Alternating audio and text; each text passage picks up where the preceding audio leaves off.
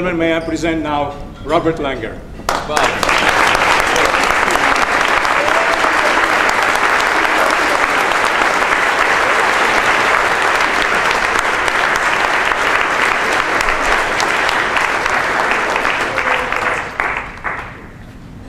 Thank you so much. I don't think I've ever experienced anything quite like the last day and a half, and particularly tonight. And I really don't have the words to say thank you, nor will I be able to thank all the people that have been kind enough to come and kind enough to write. I guess I thought I'd try to first say thank you to the organizing committee, who asked my mom and aunt, my sister, and her husband, and my wife's family to come tonight. But mostly, I guess I thought I would try to thank people, and really two sets of people. First, I wanted to thank the organizing committee and the people who made this happen, which Joachim, Melissa and her team, Howard Bernstein, Howie Rosen, Edith Mathias, Mark Saltzman, Victor Yang, Linda Griffith, Justin Haynes, Bob Linhart, Dave Mooney, Marcia Moses, Samir Nishan, Dave Putnam, Catherine Europe, Rashad Shastri, who had to leave early, and Elazar. I guess I should thank Alex Edelman as well. I guess we've heard a lot about how I got to where I was. I guess I thought I'd give you my version in terms of thanking people. I guess the first person I have to thank is my mom, who's here tonight, and my dad.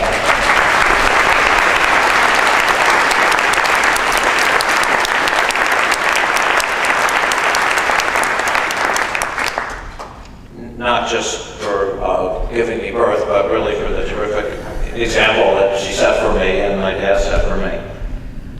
But let me move many years later. A lot of people, I think, when they have a good career, I think maybe they're kind of born to it and you sort of know that they're going to do well. I've never felt like I had a clear path, as I'll talk about more, and actually even as Alex Studoff mentioned a little bit. I certainly had my ups and downs, and I've had plenty of downs, but I had a lot of good luck. And so I started actually at MIT as a graduate student. I was very lucky my first year there. I had some very good classes, and in fact I was very inspired by Ed Merrill's classes in polymers. In fact, a couple things I didn't realize until tonight. First, I never knew that I got the best grade in the class. I knew I had an A, but they never told you, how well you did. So that was actually good. And I was actually shocked that Ed paid enough attention to me to realize that I was playing with my hair all the time. So that was kind of interesting. I was really lucky. It's interesting today. A lot of people do bioengineering. Then almost nobody did, and I was very lucky that Clark Coleman took me into his laboratory.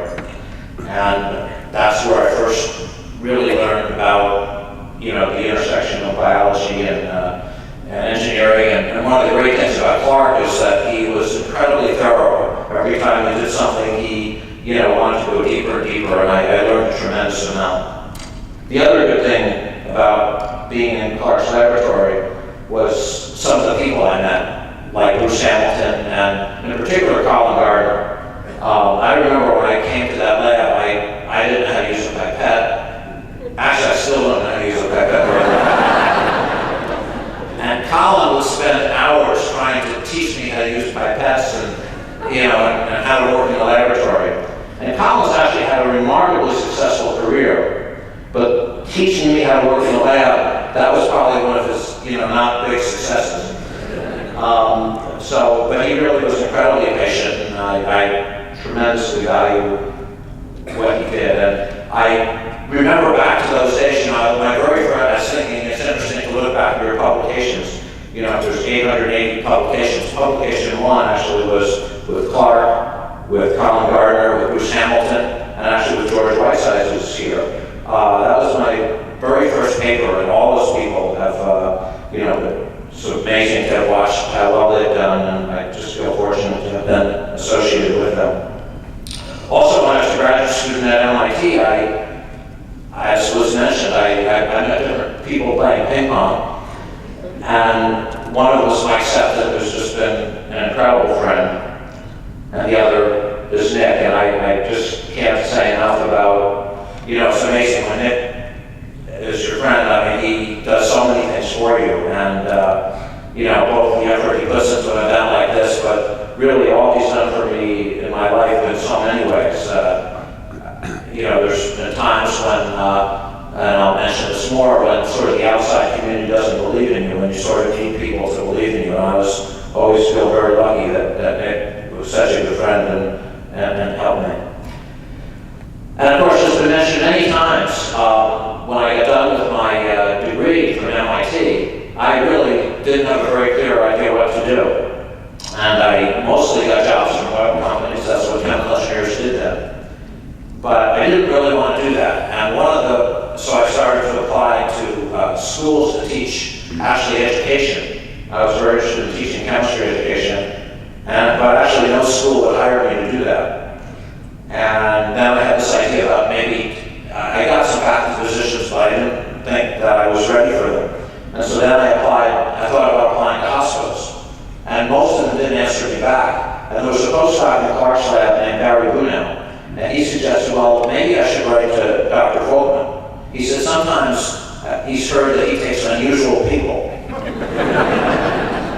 I'm not sure that he meant that as a compliment. But fortunately, Dr. Folkman did hire me, and that job changed my life.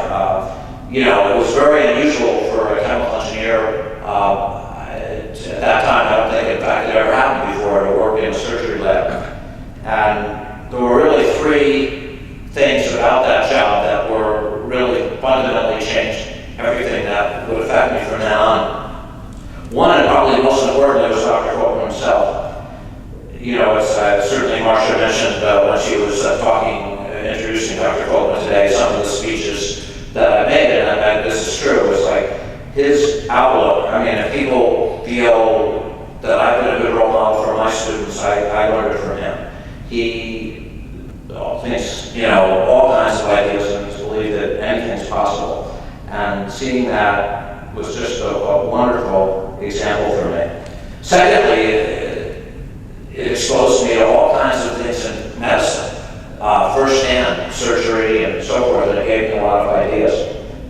And the third thing that was just really terrific was the people I met there, people that I continue to maintain great friendships with today still. People like Bruce Setter, Dave Kessler, who you heard last night, Julie Milwaukee, Mike Claxburn.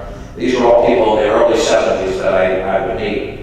And in particular, Jay Vacanti, who's not able to be here, but who I've spent many, many years working with on tissue engineering, and Henry Brent.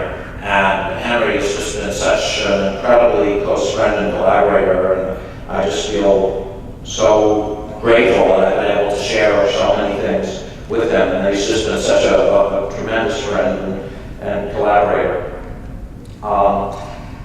And after I left Children's Hospital, it was interesting. I wanted to get an academic position, but I applied to different chemical engineering departments. And most of the ones that I applied to actually interviewed me. They thought, again, I was this sort of unusual person. I published papers in Science and Nature. But every place that I interviewed in a chemical engineering department, Berkeley, Caltech, Minnesota, they all turned me down. Basically, they said, in 1977, when I applied, that what I was proposing to do, which was controlled release and biomaterials, they said, well, that's not engineering. They said, there's no equations in that. Where's the mathematical modeling and angiogenesis? And so everyone turned me down. So I was very fortunate, the story that Alex Goodenough told you about the bathroom in, was it Beijing? So I was very lucky that Dr. Folkman and Neb Scrimshaw met there. So that I actually did get this job. But the year after that, Neb Scrimshaw left the department, and the people who were left behind, they weren't very supportive of me. And in fact, that's kind of an understatement. In fact, still remember within a year after he left, two of the most senior, most famous people in the department totally separately came up to me. They said, they were actually trying to be helpful, but both of them independently said to me that, you're an assistant professor now, and we want to give you some advice. You have 3-year appointments at MIT where your appointment can get renewed. And basically, I think up until then, I always thought that was automatic. It wasn't promotion, it wasn't tenure, it's just getting a renewed appointment. And they said, you should forget it. You're not going to get your appointment renewed, much less get promoted, much less get tenure. So they said their advice to me is to leave. That was pretty discouraging. And then, actually, it's interesting, there was a very famous chemical engineer who was head of the chemical engineering department. And I remember talking to him, and he said, well, Bob, it's kind of interesting. Different chemical engineers have taken different career paths. One guy, was doing like postal work. Then there's a guy who's now a chemical engineer who's the head of Reader's Digest. And he said, and it's interesting, you're doing something kind of related. You worked in Dr. Fulton's surgery lab, and now you're in the nutrition department. He said, everybody, so there are some chemical engineers who do some unusual things. Like, I sort of felt now I was in the same camp as Reader's Digest. So I wasn't getting a lot of encouragement. I was also getting all my grants turned down, and of course, what you hope for as a young professor is that you would have mentors. You'd have department heads or senior people in the faculty who really were giving you advice, nominating you for awards, helping you. And I didn't have really any of that in my department. I was incredibly lucky that I had one very close friend who would give me good advice then, and has continued to give me good advice my entire career. And I'll always be incredibly grateful to Alex Liebman for doing that. He was sort of the one person at MIT in that department that really helped me, and has continued to help me, and I'll always feel tremendously grateful for that. Not just on those speeches, which were very true what he said. It's amazing. I think 10 people in a row gave speeches in the nutrition department and didn't get tenure. So it was, it was pretty discouraging. I was lucky. I basically have always been very stubborn, so I just kept at and doing stuff, and eventually the things that I did, fortunately, would make some impact. So finally they did give me that 3-year appointment, and eventually did promote me. Another thing that I did that was sort of considered a bit unusual and maybe a bit strange at MIT was that was this whole idea of patents and intellectual property. And what would happen is I have these ideas, and the problem is that I was really the only one that believed in them. And so the question is, if you're the only one that believes in them, I was writing these papers, and the papers were doing okay, but the thing is that they were just papers. They weren't changing anybody's life. They weren't leading to any products. They weren't doing anything more than papers.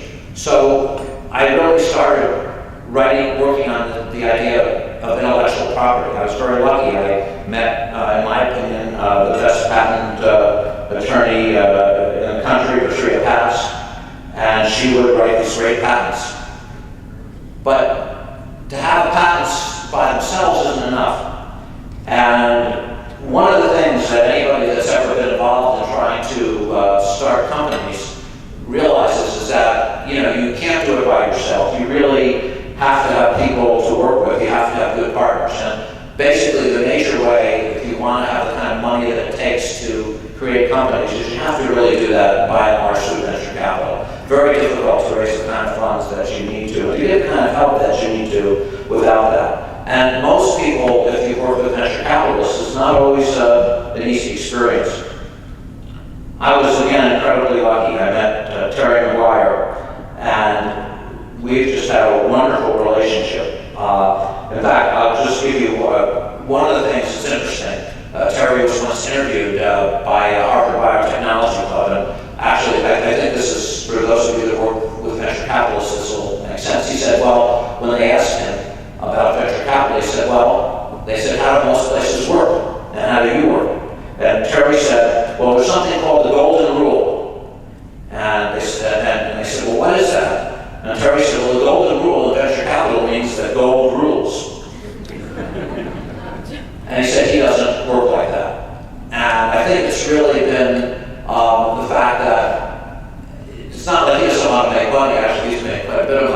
But I think that he places personal integrity and relationships with people above that. And because of that, I've gone back to him time and again, and we've just had a wonderful relationship, and I can't thank him enough for that. In the course of doing these companies, I've also had the privilege to work with just some outstanding CEOs of many different companies, people like Alan Crane, people like Mark Levin, Rodney Perlman, Gary Cleary, Jim McNabb, and many others, and I feel incredibly fortunate to have worked with them. And I've also had the great fortune of having a great staff, initially Annette LaRocca, then Pam Brown, who led our lab for many, many years, who's here tonight, and so many of you remember. And today, I feel incredibly lucky to have Connie Deal and Hilda Thompson and Nancy Parkinson, who, as my wife explained quite clearly, run my academic life. And on that note, I can't thank Laura enough. I mean, people have mentioned Laura many times, but I don't even have I was going to actually tell Edith Mathias the story where she has that graph where my life changed once I married Laura. And that's certainly absolutely right. She's enabled me to have an incredibly productive life, and I just, I don't have the words to express just how much I love her and how much she means to me, and I'm just so pleased to be able to share this with her, and to be able to share tonight with my two boys, Michael and Sam. And finally, I guess maybe I'll end this with a story, but really to me to share these 2.5 days with you, my mentors, my students, my postdocs, my collaborators, and my friends. And actually, I really do want to mention people that I've been so lucky again on the outside, my friends like Sun-Hwan Kim, Alan Hoffman, George Heller, and actually Joe Robinson, who's not here tonight because he's been ill, but who've really just given me tremendous, just tremendous help and advice in my life, and I feel very grateful for all they've done for me as well. But just to go back to the students, and like I said, I've been really lucky to have had just an incredible group of people working with me, and I can't thank all of you, and I can't probably tell that many stories, so I'll just tell one about how hard everybody in the lab works. And Ron Siegel talked earlier today, and you may know that he worked on, as he talked about, ethylene vinyl acetate copolymer, which we in the lab would abbreviate EVA. So Ron worked on this for a number of years, and Ron also had a personal life. Ron got married, and Ron had a baby, which he named Eva. And one day, Cam Leon, who was another postdoc in the lab, came to see me, and he said, Bob, it's amazing how serious people take their work, that Ron named his baby after this polymer. And again, that is a true story, but I've been incredibly lucky to have had such a tremendous group of people to work with, to teach me, and to have as friends and colleagues and mentors. And I just want to thank you all. It's been a long night, but I'm incredibly appreciative. Thank you very, very much.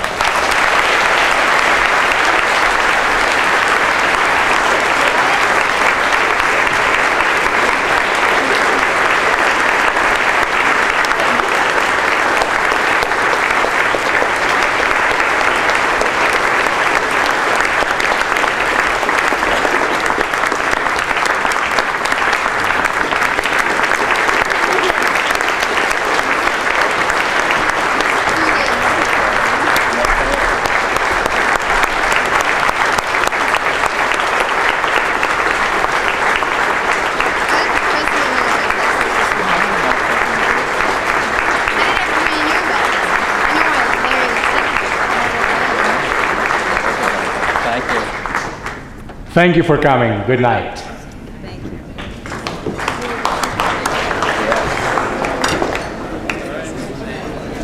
Thank you. Oh, of course I will.